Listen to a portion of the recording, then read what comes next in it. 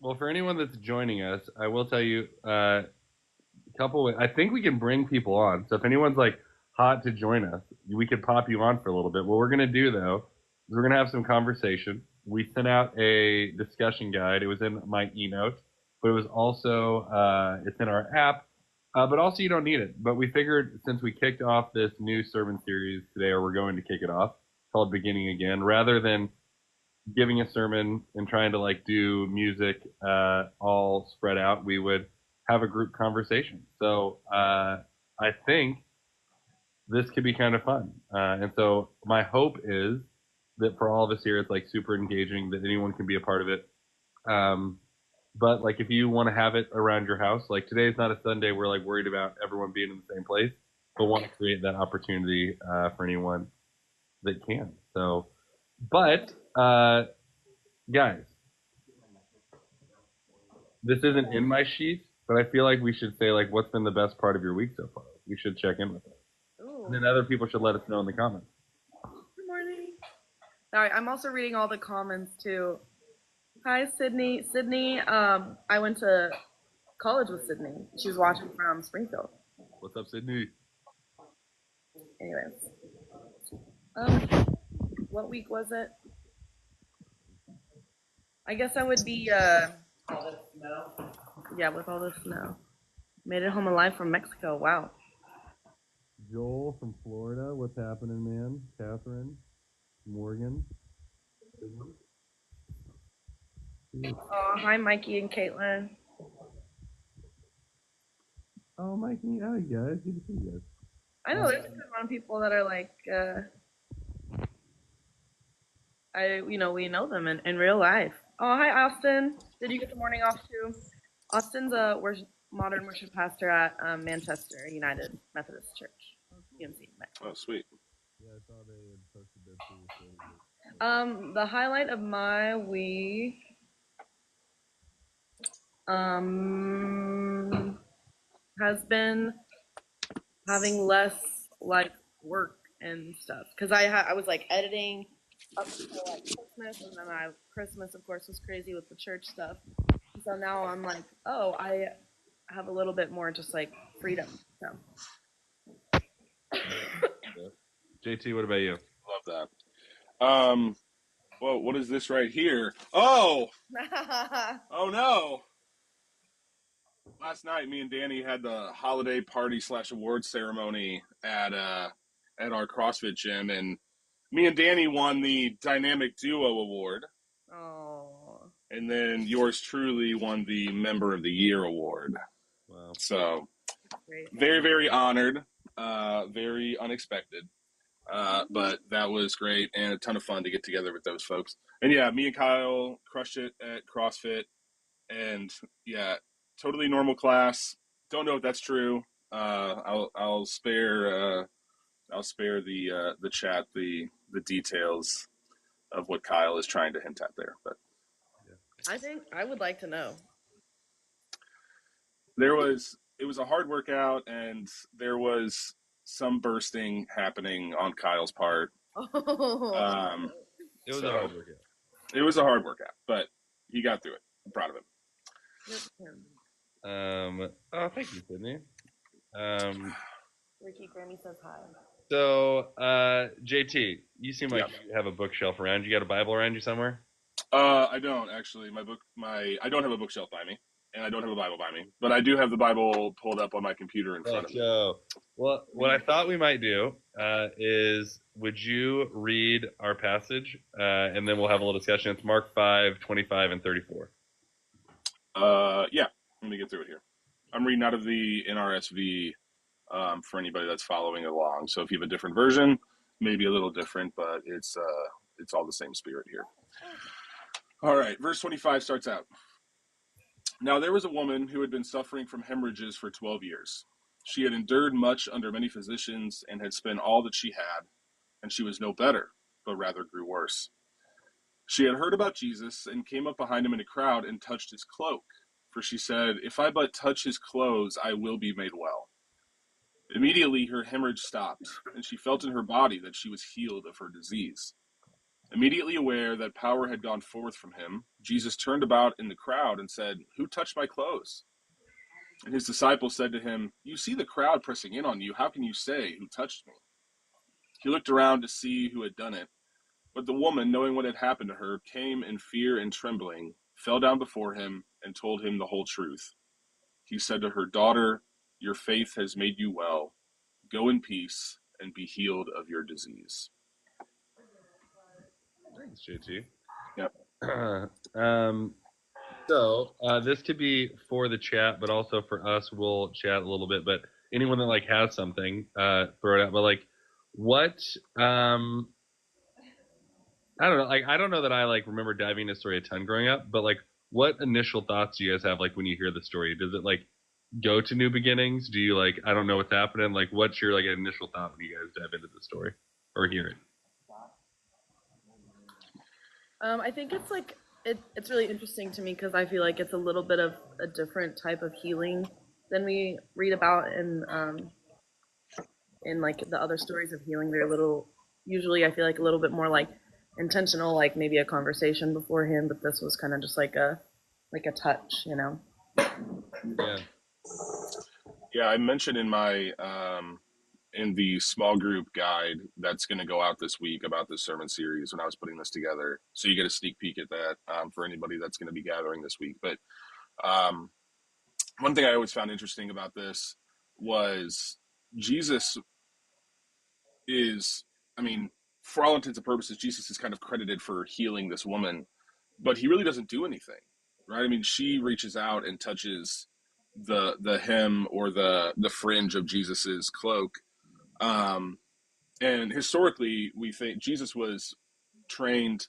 We believe Jesus was trained as a rabbi, was probably wearing some kind of garb comparable to a rabbi. And so if we've seen rabbis in the contemporary world, you see like these fringes that hang off the bottom of their clothes. This is something that's talked about like in Leviticus and Deuteronomy. And so we can kind of imagine her reaching out and grabbing onto one of these fringes at the bottom of his cloak. And I found that quite interesting that the entire impetus was on her.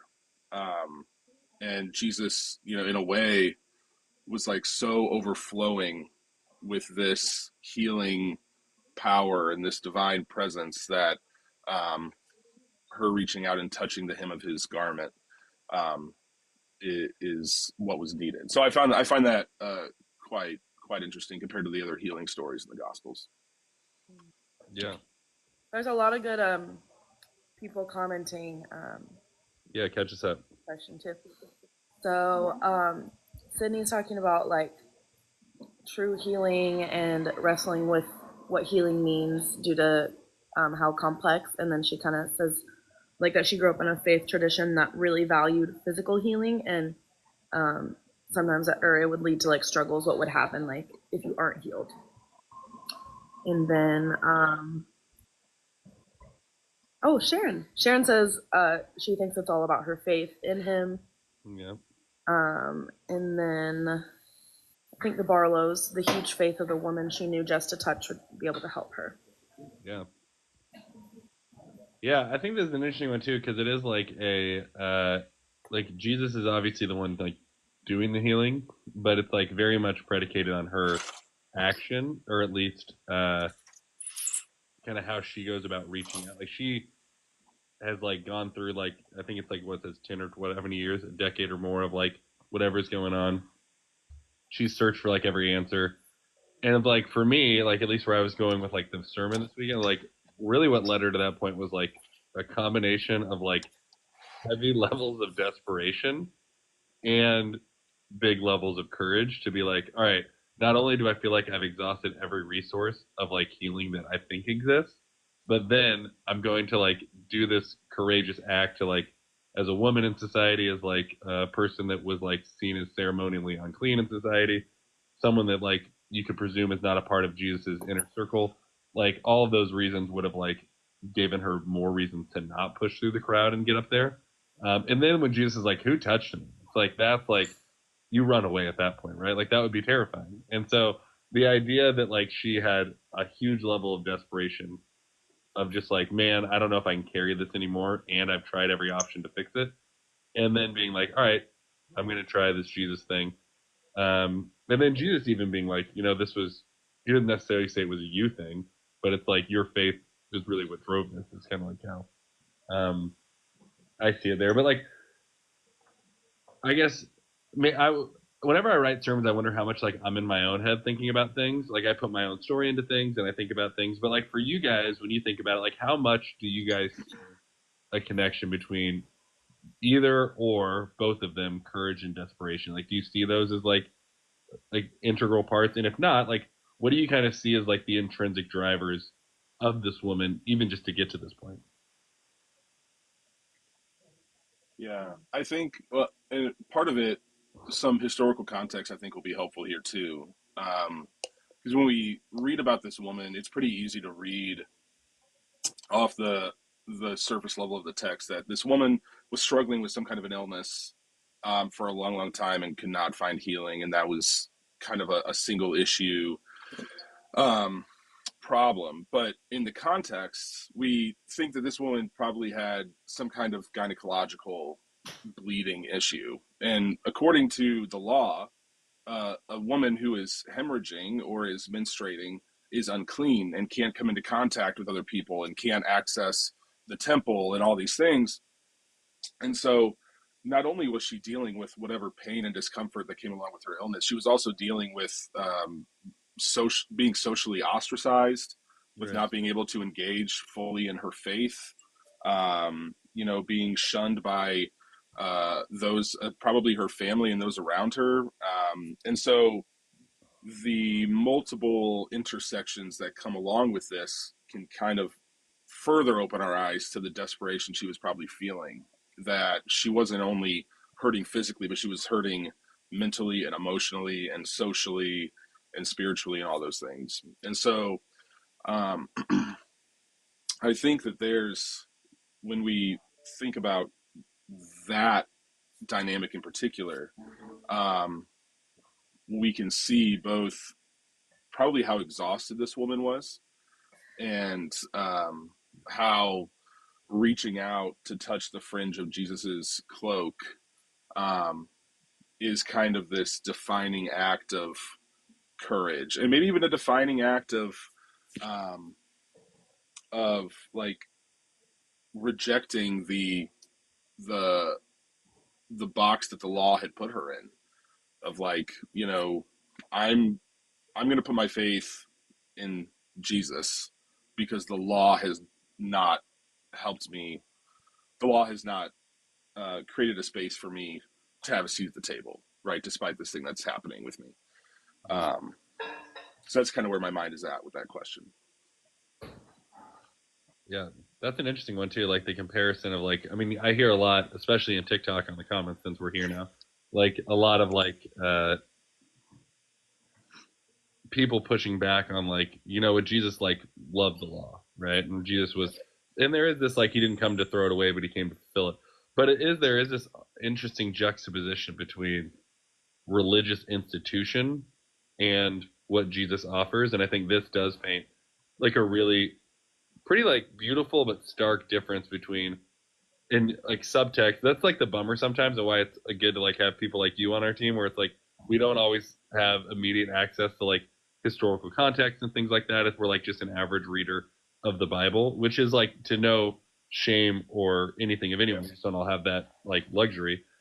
But it is like setting up like the more you know about it, kind of a failure of the religious institution where Jesus is like having this opportunity to be like transformation doesn't actually just come through like more religion and more institution, but like did come through like in this story at least like literal interaction with him. Yeah. What about you, Sadie? You got any thoughts on it? Always. I mean, I think it would just like trying to place like maybe yourself into the story. Like, I don't know if I would be as like hopeful or as courageous, because like the woman like really was like like acting out in faith, like especially because like she had already been like kind of exhausting all of her resources. So this was kind of like what was left, but she still like was confident, in what she kind of believed was going to happen. And so that's just, I think that would kind of be like the difference between. Oh, that's an interesting question. As a group, are we taking this verse literally or figuratively? I'm getting lost. What do you guys think? I think Danny should answer first because Danny always waits for other people to answer and then never answers himself. Yeah, I mean, I have no reason to not take it literally. Like, I read the story and like I think healing happens. Now, do I need stories to be literal, like for me to like find value in them? Almost certainly not. But in this case, like, especially knowing like some of the context of like what, like the real. I mean, oftentimes we turn like what now seem like really minor medical things like to us, or like demons or possession. So it's like some of that stuff is helpful. But yeah, I have no reason to not look at this and think that Jesus, I believe wholeheartedly Jesus is a God of like healing and miracles. And so there's no reason that I wouldn't, but I also know some people don't believe that way. So maybe if we're not, if not literal, then like, what's the message? Yeah, I think that's a good question. I mean, I think the message of like hope and healing is what that I find like woven through all of this, right? And the message of that from start to finish of the Bible. But also, again, like I do think that if you're taking out like if you're not trying to use a story as evidence or kind of a building block of Jesus the healer, then you do have to like start to consider like, well, what is it? And I think it is creating kind of like a story that's encompassing like the pushback of religious institution and like again like the personalness of God rather than kind of like the sterileness of God. Yeah. Yeah. I mean, to JT's point and Sharon's too, like it could, like an alternate reading could be like the one of the of Jesus's like main, I don't know, thing in the story would be like breaking down the cultural barrier of like her not, or Jesus didn't really acknowledge like the uncleanliness of like her scenario. She was just like, your faith has healed you. Didn't mention anything about like her uncleanliness. Sonia, I'm putting the verse in the chat, but it's Mark 5:25 through 34. I put it in there. So did I. Go ahead, JT. No, yeah, I think about, I mean, healing. I mean, the Gospels are abundant with healing stories, and I think about them the same way I think about the birth narrative and the resurrection story. In that, I don't know what happened. I'm not going to claim to know exactly what happened, but I believe something happened. And I believe healing and wholeness can be found in Jesus. And whether that be socially, emotionally, spiritually, or otherwise.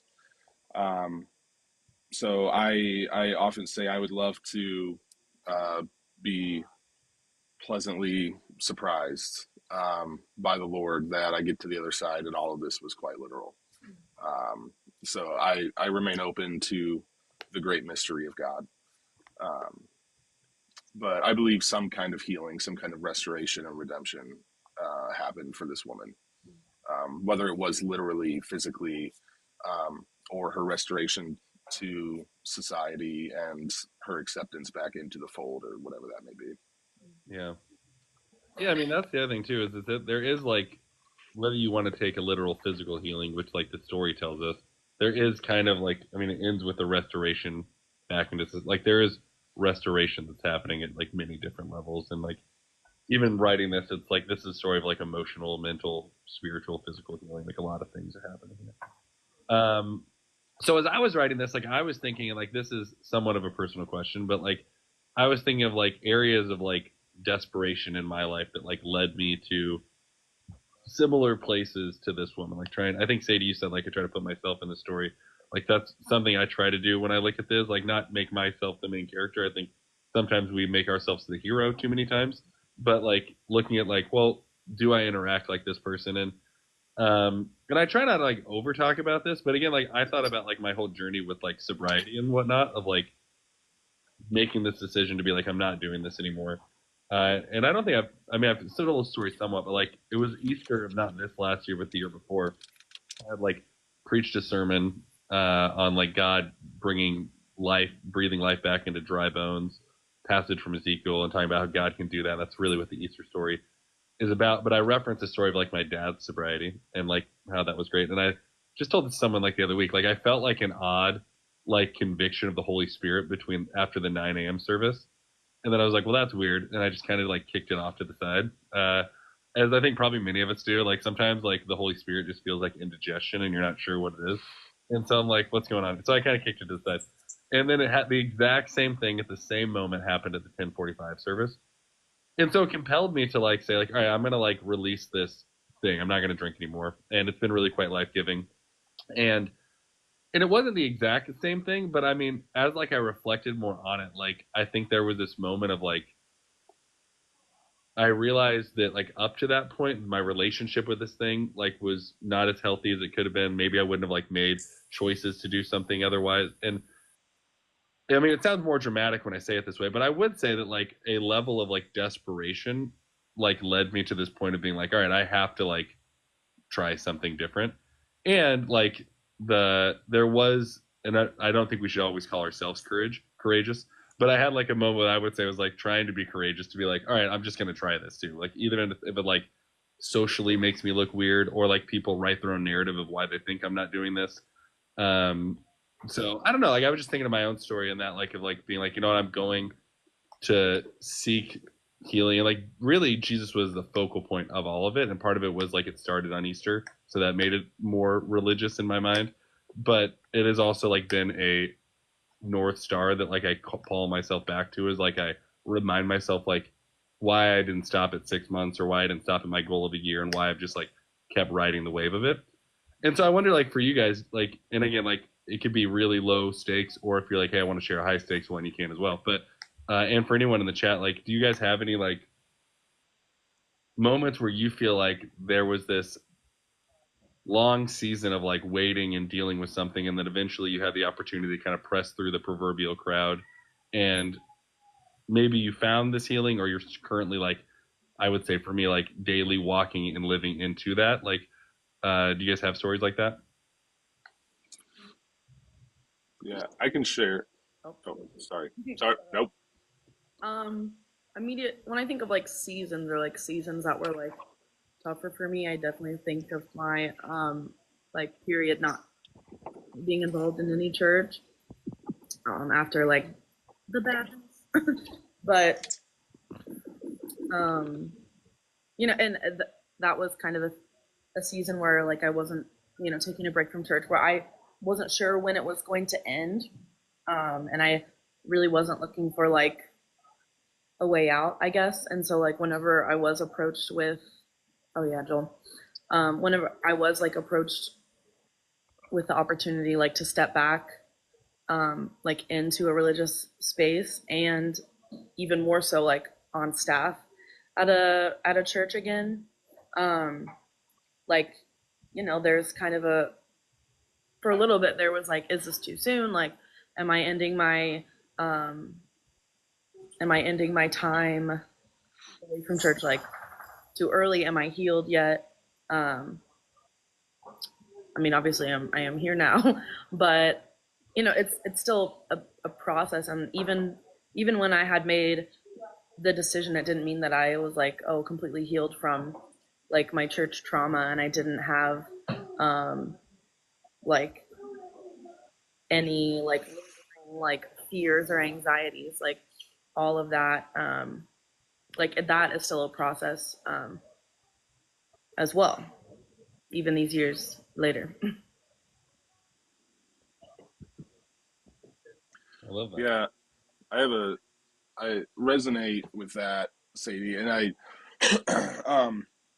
some of you know this aspect of my story, some may not, but am originally from the area that the well is in, St. Louis, St. Charles area.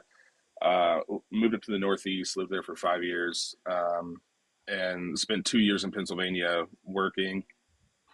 And my partner and I had all three of our kids up there.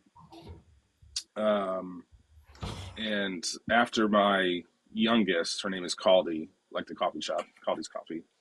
After Caldy was born, my partner Ames fell into this deep postpartum depression and ended up in the hospital in a psych unit for a week. And we ended up coming back to St. Louis, said, our families are here. We want to come back.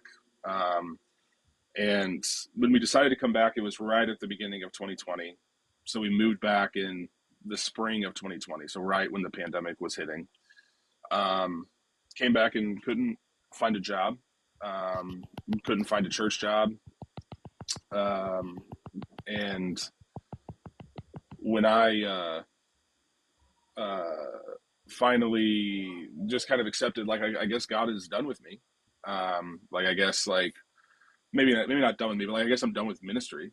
Because I couldn't find anything back here, and I was trying to move on, and I was mad at having to let go of this church that I really loved, that I was serving at in Pennsylvania.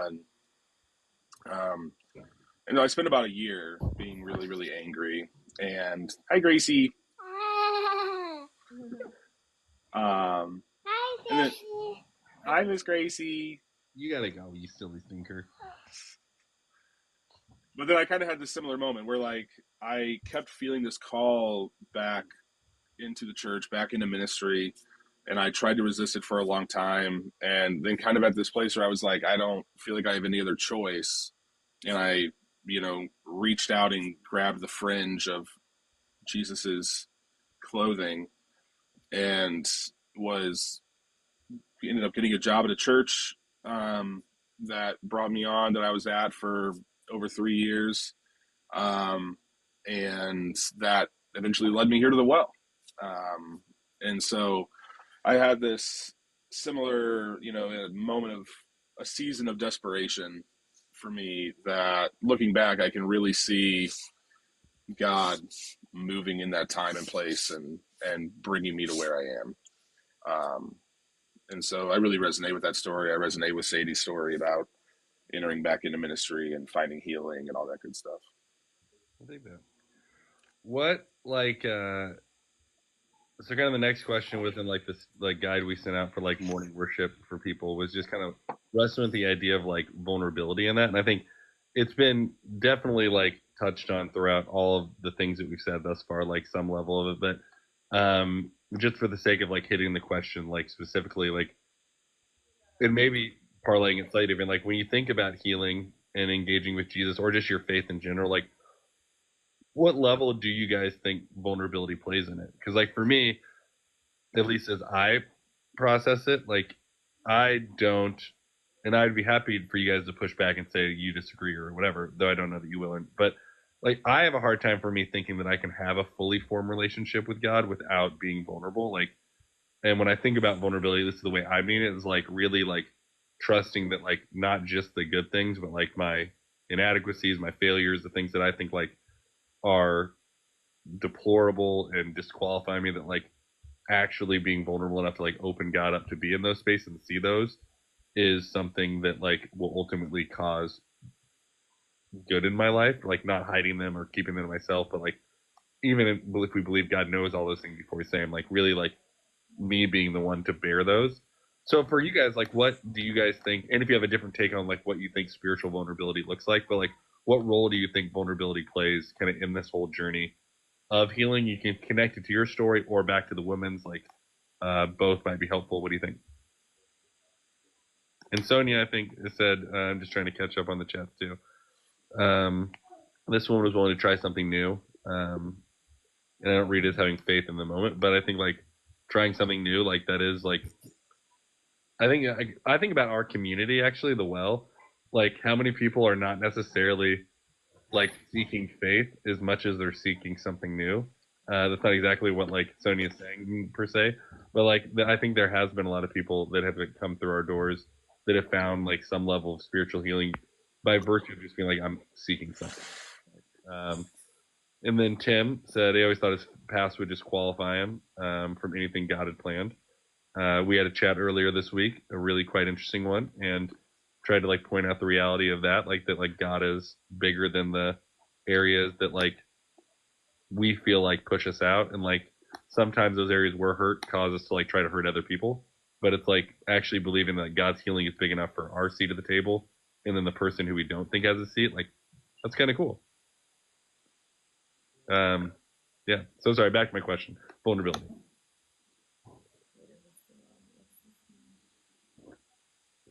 Well, I think it's I think about like the story of Jonah. Um, and like if you're not familiar with the story, like God calls this prophet to go preach to this city, and um, Jonah's like, I don't want to go there, and starts running away and like to try to hide from God, which I like in that historical context, like gods were understood to be um, like regional. So like God would be there is like a God of this country or a God of this region, and so like you could literally run away from that God. Now we look at that and we think it may be quite silly because like God is everywhere. Um, but it kind of feels like that a little bit of like God knows everything that's in me, and there's nothing I'm truly hiding from God. Um, but I do think like God is uh, the person, you know, calmly sitting there waiting, saying like, "I'm here for you when you're ready," right? And so it's like there is something to be said for the vulnerability of invitation to that, and knowing that God is there, God is present, God is with you the whole time, but is waiting for you to ask, um, to come in and be a part of this thing, and I think that vulnerability is needed. I mean, at least on some at some level, even if it takes another decade to truly fully realize what that vulnerability means, or to really try to dig deeper into these deeper issues. Um, that first step is no less important, even if it's a small step. And I think even that first step requires a level of vulnerability. Yeah, I agree. I think vulnerability is ex- extremely, vital. Even because without vulnerability, like I guess like what's the other option? It's like just kind of trying to like white knuckle your way through whatever it is that you're like going through. Um, not, and that's again not to say that it's like an easy task because like everyone has been hurt before in some form or fashion, and so like sometimes, oftentimes being vulnerable, it is like really bold to do almost in like in all of those scenarios. Like it's brave, it's bold, and it's brave to be vulnerable and to try again, knowing that like even the best people, even the best scenarios, like opens you up to hurt and pain. But I don't know, just like finding that the risk is going to be worth it. We've got some comments. Yeah, we've had a stream of them while we were chatting. Okay. Faith in God without vulnerability comes off as arrogance. I can see that. What is the well? What's this mean for you? Do we mean like the church or like a? Where's that one? Oh yeah, the well. Yeah, we're a church. We're meeting in St. Charles County, but online. You're always welcome to join us. Anonymous. And then Taylor says I tend to block my own blessings sometimes just by not being vulnerable enough. That's interesting. I don't think there's like, I think that vulnerability is like always an option. It doesn't mean that like if you're not vulnerable, like in one instance, that like that you can't try again, like even just whenever. Like it's, I feel like I'm hopeful that the invitation, especially like when it comes to spirituality and God, like the invitation is like always there. So it's not like, we're not like hopeless if we haven't done, like if we weren't vulnerable in like one instance. I dig that. That's the second chances bit, right? Beginning, What'd you say? like that. There's always an opportunity for vulnerability. It's not like a scarce resource.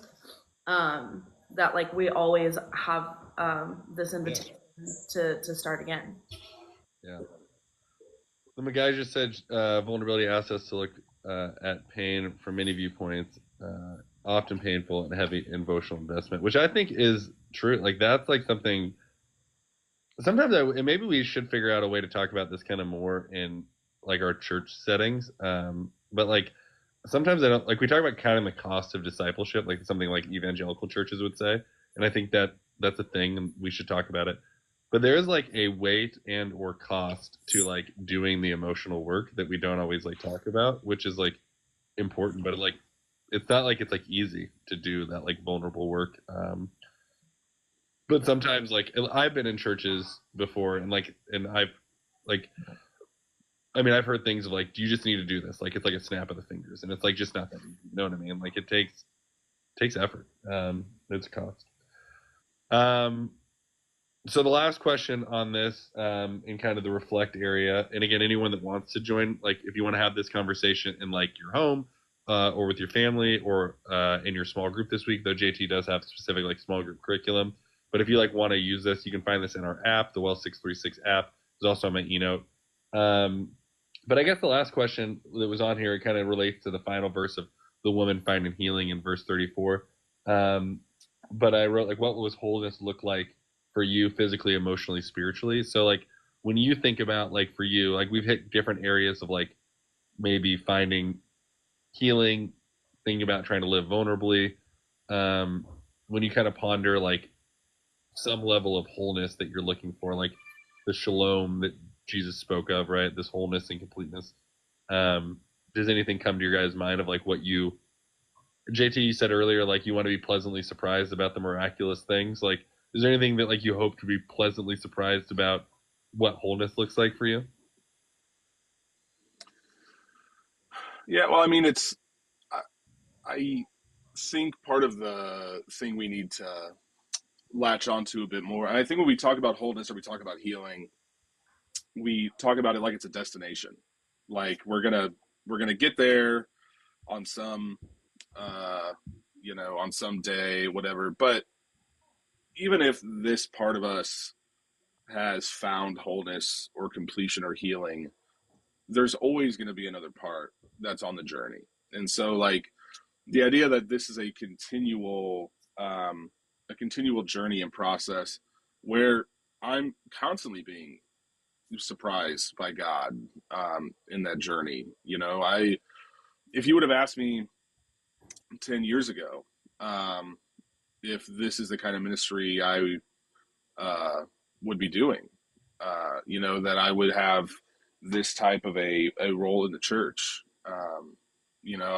It would have been hard to believe, but the journey that I've been on over that time that God has brought me to this place has been full of pleasant surprises. That has required a lot of hard work, right? And effort. And so I think, we talk about wholeness, trying to take as comprehensive of a view as we can in relation to our spiritual selves, our physical bodies, our relationships in the world, our relationship to the Lord, and just figure out what vulnerability looks like in each one of those, and figuring out what our growing edges are in those. And that is hard work. It's hard labor. but it does present opportunities for those pleasant surprises to happen. Cool. I think that for me,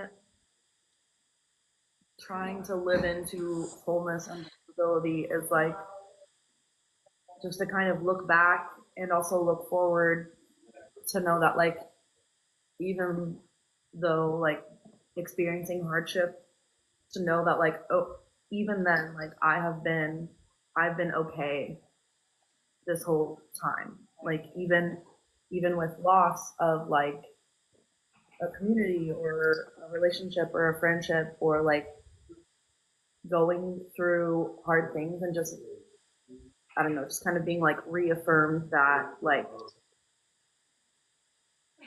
I'm gonna be okay on the other side, because it's like I don't know, maybe it's talking about wholeness that like transcends the circumstance, and so that is something that I always try to remind myself that like experiencing like a conflict, like knowing that I'm gonna be okay no matter what the outcome is.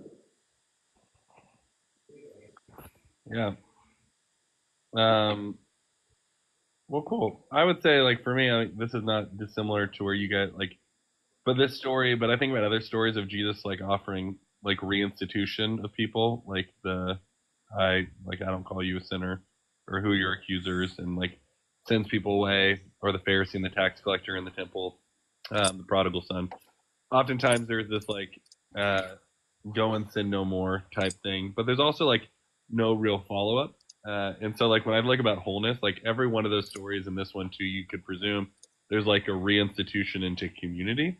And like for me, like communal wholeness is what I think like the gospel offers us. Like the idea, if you're gonna like bring afterlife and eschatology into it, like of what we're dreaming for, it's like not a isolated experience alone, but like connection with God and neighbor in this shalom, completeness, and wholeness. And so, like, when I start to see the broken areas of systems in the world that oppress people, or areas that marginalize people, churches that make people feel less than, like, really like the wholeness that I'm, like, believing Jesus can offer us and is offering us, and that we're asked to co labor in creating, is one that is, like, a communal wholeness for all of us, like, that we actually, like, grow closer to God, each other, and the people we were created to be as we grow closer together. It's one of the things I love about the well. It's like we are not a monolith of belief or people or experience, what got people there, what they think, what their hurts are, what their pains are, what their celebrations, um and I think like that's a testament. Like I think we can always be more diverse in gender, race, sexuality, experience, all of that kind of stuff. But that being said, when I look out at our eclectic community, like that is quite eclectic, like I think it's like a glimpse of what heaven will look like. Like the idea of like it's not a group of people that all think, look, and act the same, but are like united by the wholeness that Jesus offers. And I think that's like when I dream about what wholeness looks like, it is for me personally, like there's a lot of areas I'm incomplete and I want to be made whole. But I strive like even more fully for like this communal wholeness for sure. I like that perspective as like, um, yeah, the communal, because a lot of times I think it's helpful to view things in that way, because it's easy to just like focus on me, you know, the singularity aspect of it, but I also like the, you know, kingdom mentality. Yeah. And I mean, I'm sure like we all pendulum swing. Like when I got introduced to religion, it was all about my personal relationship with Jesus. And that like only got me so far. Like I tried and I did all, and I still believe that really matters. Like my study and my connection with Jesus. But I realized there was like such an isolationist mindset that it was like I wanted to care about other people, but I was like the safety net. Like even if I like the community was like a icing on the cake, where it's like if everything else went to shit, like at least I was still okay. And I'm like, well, there's got to be more that Jesus offers us than like just my own personal relationship with Him, you know? Yeah, for sure. Sorry for swearing in church, guys. I'm on my couch, so I got real comfortable. I forgot where we were. Well, we've reached the end of like the guide, but what I would tell folks is if you're doing the guide, it does end with like some responsive elements, whether it's like a journaling, individual response, family prayer together. I think that's really cool. Like, Sadie, you're with the Owens. Like, I think like you guys could do something together. There's also like a communion option as well if someone wants to do that. But if like you're in your house by yourself and like you're snowed in and you want to take communion by yourself or you want to journal, like the whole point of this is not to be like judicious and be like do this or to say like these are the things like prescriptive you have. But if you're just looking for some way to make your snowed in Sunday a little more spiritually connected to your neighbor, knowing there's lots of other people doing similar acts, even if you're not in the same room, like it does feel like we're united. I remember when I think I've shared this story before. I remember when I was in Mozambique, we wrapped our hands around, or we all held hands and we said the Lord's Prayer in Portuguese. And like at time we were doing it was about the same time the church I was doing it would have been taking communion, and we would always hold hands and say the Lord's Prayer together, like across the aisles. And when I came home, like I led our church through that and like started like crying because I was like thinking about like hands extending like across the aisles, like we would say, but then it's like there's like people across the globe in different languages doing this. And so my encouragement would be like to know that like there are other people doing the same thing and like you're in this together with other people. Like I know snow days are wonderful for some and they're really like annoying and isolating for others. So if you need anything, like shoot us a message. If you have, you can DM us on TikTok. If you have our emails or phone numbers, text us, whatever, email us. But we're around. We want to be here. Like, yeah. You guys got anything else before we dip off? Nope, not for me. I'll just say the way I normally end all of our lives on Sunday mornings. If this is especially if this is your first time with us, you can go to the link in our bio, the Wells bio, and it opens up to a link tree, and there's a digital connect card on there. You just click "I'm new to the well." If you fill that out, it gets you connected to our email lists and gives us a chance to follow up with you and stuff. Would love to get connected with you and get to know you a little bit better. So go and there's other cool stuff in there too. You can go to our website, you can check out our merch, all that good stuff. But yeah, I appreciate having this space with you guys today. Yeah, and JT, we could plug people in too. Like if you're new, you fill that out. We have a Slack channel for our folks online. Like we'll try to plug you in there. Again, if you're looking for community and stuff, like we can find some of that stuff to get you guys. We got Monique. That's a great question. We'll celebrate this. We were going to celebrate it today, but I'll tell you that the Christmas Eve Connect card offering was up to $1,800 just on Connect cards. So that's really cool. So I think the Christmas Eve offering as a whole is going to be great. So we'll celebrate it in person next week, partially because the snow threw us off, so we're still tabulating. But we will definitely celebrate it. But that is the Connect card total was $1,800, which is awesome.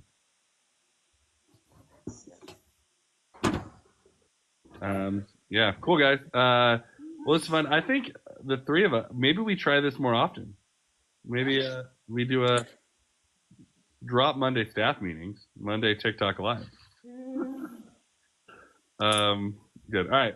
Does anyone want to pray us out? You want me to pray us out? I guess I can pray us out. So, all right, okay.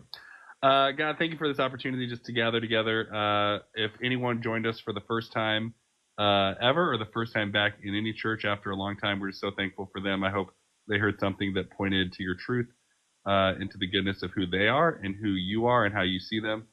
Thank you for those that are a part of our community. It was cool to see so many familiar faces. Keep us safe, keep us warm, both in spirit and in physicality. Help us enjoy the day, whether it's alone or with our families. Be with us now. I pray this all in Jesus' name. Amen. All right, guys, this is fun. Wednesday Night Live, that's Sharon's proposal. We might just steal Saturday Night Live's logo and just make it a thing. Paka just said hi. Paka. All right, I'm hopping off. Sadie, you're in charge of this because you started, so you got to end it. But guys, I'll end it. But look outside first. It's so pretty. Guys, we almost did an hour-long service. Look at that. You did. Let's see if it's snowy out here. Yeah, stay safe, everyone. Oh no, I'm so bad at this. All right, guys, this is fun. See you later. Bye.